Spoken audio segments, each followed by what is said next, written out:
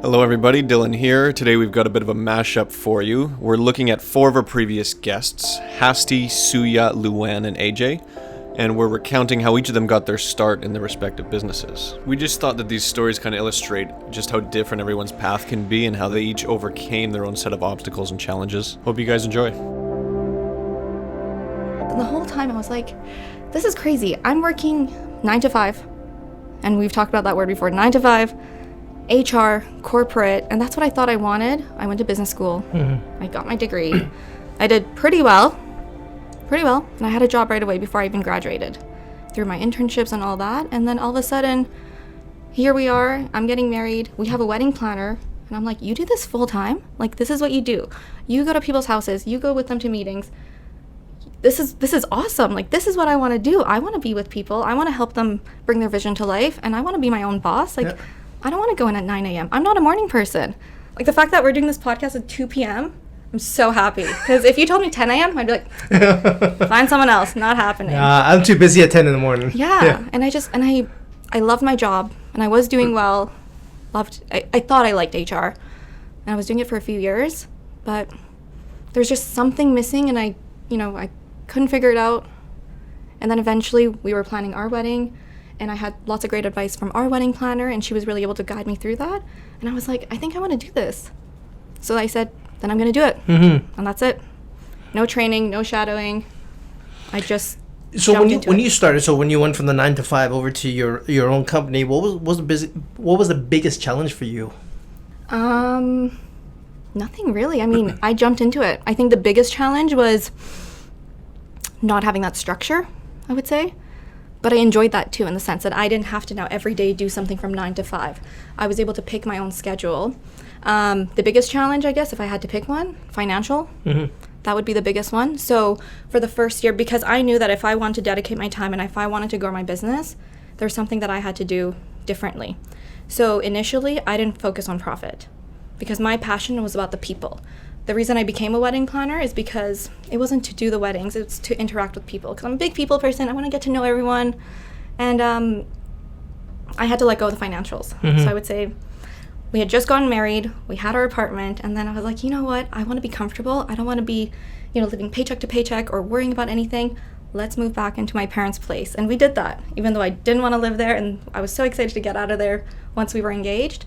But my husband supported me, and we said, you know what, I'm leaving my full-time HR job. I went down to part-time in a different department, which is great, and they supported me, and that was super casual hours, which was great. But I was like, if I'm going to be successful, I have to do this full-time. Good for you. So you cut all the expenses? We cut it. We went into my parents' basement suite, which was great because we had our own space, but I could still go up there, open their fridge if I ever needed food. And they supported us, and you know what? They were wonderful because after that, we were able to get my business going, and it's at a good spot now. And then we were able to buy a place and then move out of there and then be on our own again, and it was really good. Awesome. Yeah. Good for you. Yeah. That's really good. No, because for most, and I have a lot of younger people that actually either come into the office or phone, and their challenge is leaving the 9 to 5 into the business. It's more of a mindset change for them, right? It's more like, what happens if I fail? What would other people think, and things like that. And that was nothing to do with you. Who cares what they think? It's your life. End of the day, I always say this to my friends. We have a lot of friends in the industry, and we say, or I say at least, if when I'm 80, 90, however, I know you want to live to be 100, but when I'm sitting, I did my research, but when I'm sitting in a rocking chair, I'm not going to care what these people thought, what I did when I was 20, 25, 30, whatever the age is, because they don't care about me. Maybe in that moment they do, or maybe in that moment I think they do. That's it. But just in that they're not going to be thinking about me, so as long as I'm making the best decision for me, and I've done some research, and you're not going to make the best decision all the time, but if you made the best decision with what you knew at that time, then great. If anything, I find being a wedding planner now, being a planner in general, now I'm not the best life planner, so when it comes to my personal life and even like getting places and, booking vacation and all that, I can't do it because my brain is too full with my business and I let go of those things, but when I'm in my business, I'm all in. Originally, I'm one of the FOB, we call it, fresh off the boat. Yeah. Refugee family from Vietnam, fled Vietnam, came to Thailand for a refugee camp, and we were sponsored by a Christian family to Canada. So start life over. So when did you leave Vietnam to Thailand? 1979, 1980. Okay. Yeah. And then from Thailand over here? Yeah. When was that? 1980. 1980. So you were only in Thailand for a year? About 11 months, almost 11 a year. months. Okay. Yeah. So why did you guys leave Vietnam? When the Americans pulled out, we were caught that we're one of the affluent people there, and being Asian background, Chinese, not Vietnamese background, they can pick us out and persecute us, right? Because the communists, they like to do that. You're not a true Vietnamese blood, therefore we're gonna pick on you. All of the Chinese Vietnamese people fled pretty much, South Vietnam. Wow. And then you came right to Vancouver? No. If we were still be lucky that we came to Vancouver. We ended up in a small little town called Smithers, BC. Oh, okay, so BC. Okay, Right, in the middle of nowhere. Yeah. There's probably at the time, there's probably like 2,000, 2,500 people living there. There's 3 Asian family, us and 2 others. Don't speak the same language. You see how funny it was the first time. They're introducing us to all these other Asian families. We don't speak the same language. Quick way of learning English. Yeah, that's how we learn really fast, right? You learn or you go hungry. So how long were you in Smithers? I think until 88, 89. Okay. We saw on TV at Expo 86, and we see a lot of Asian people down there. It was like, ooh, there's more Asian people here than I just this. Let's run.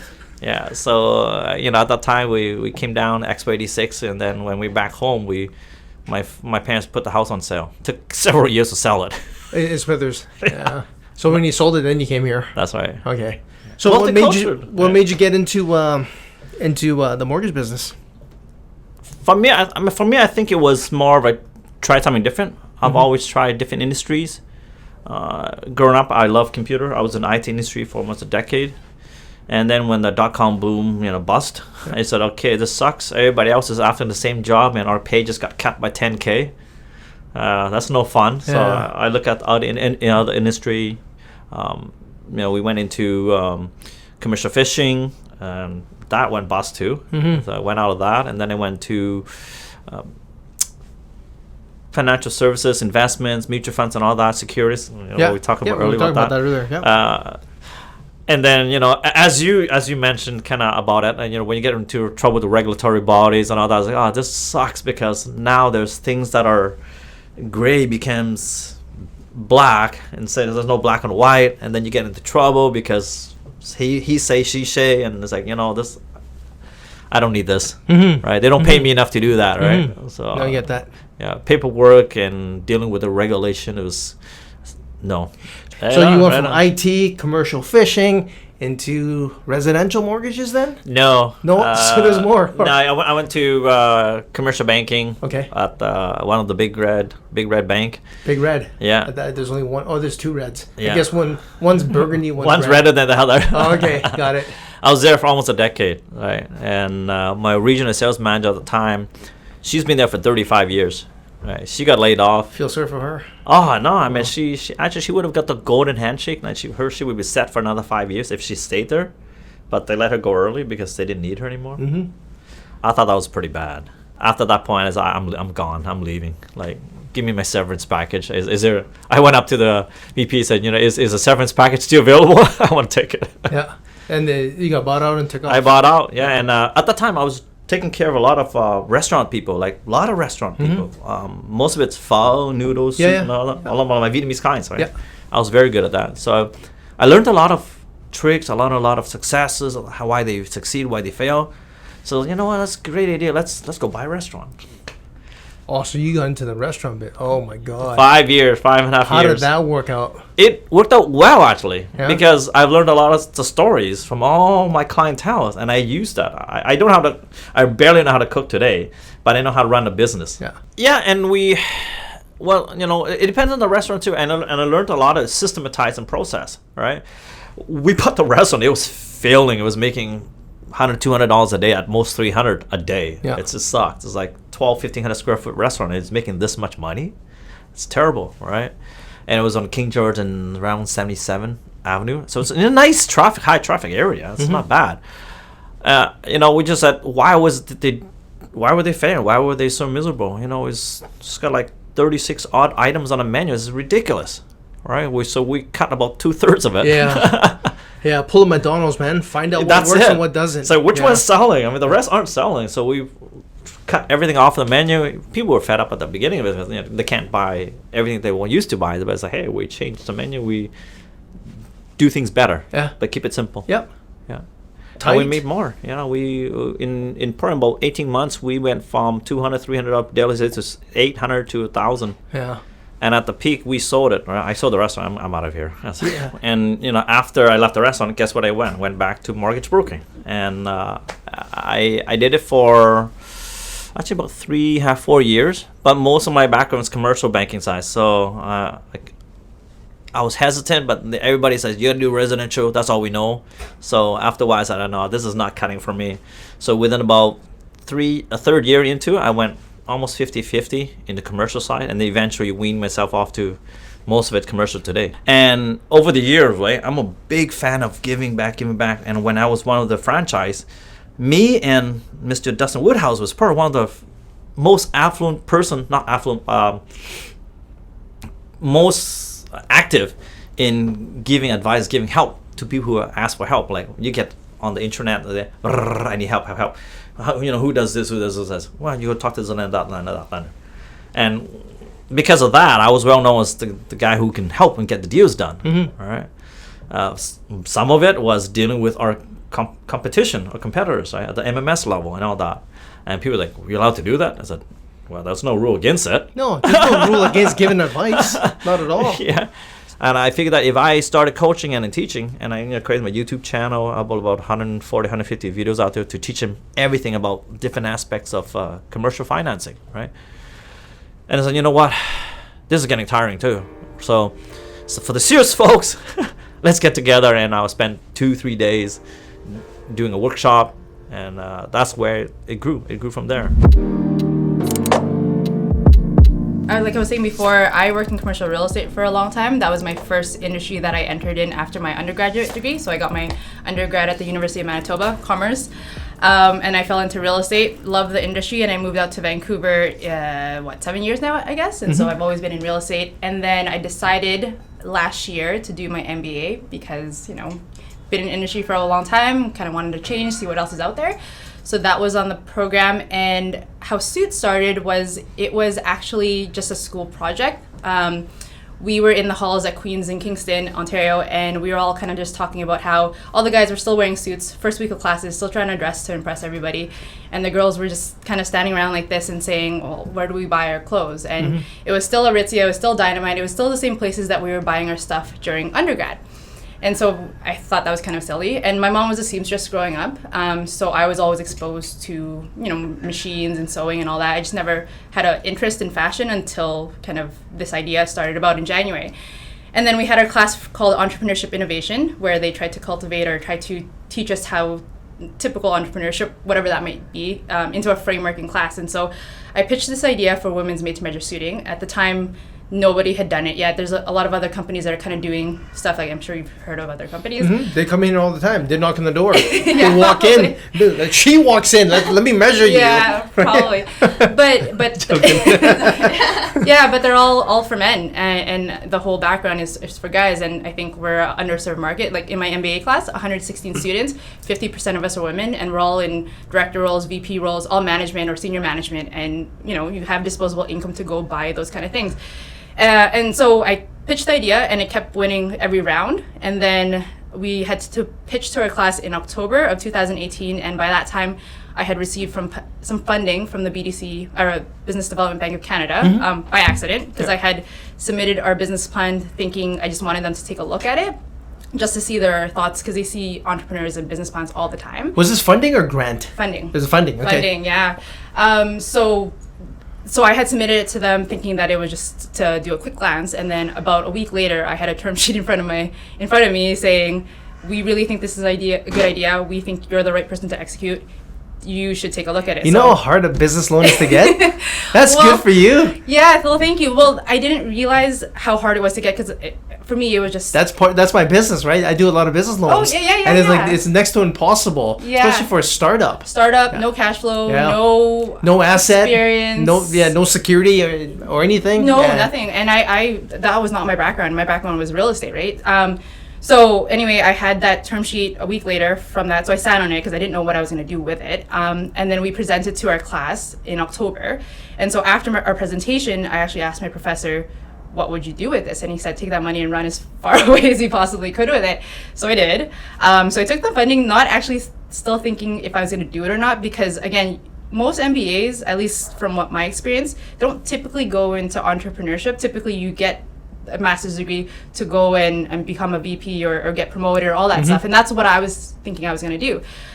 So in December, we had our last classes and I was still sitting on that term sheet. And I had accepted it at that time. And then December came around, last week of classes, and then I decided, you know what? I'm going to give myself up until convocation. So May 2019 was our convocation at Queen's. I was saying, you know, this is the last official thing I'm going to do with this university. Let me see if I can get this launched. And anything after that, I probably won't do it, right? I gave myself a timeline of 5 months, see where I can take it.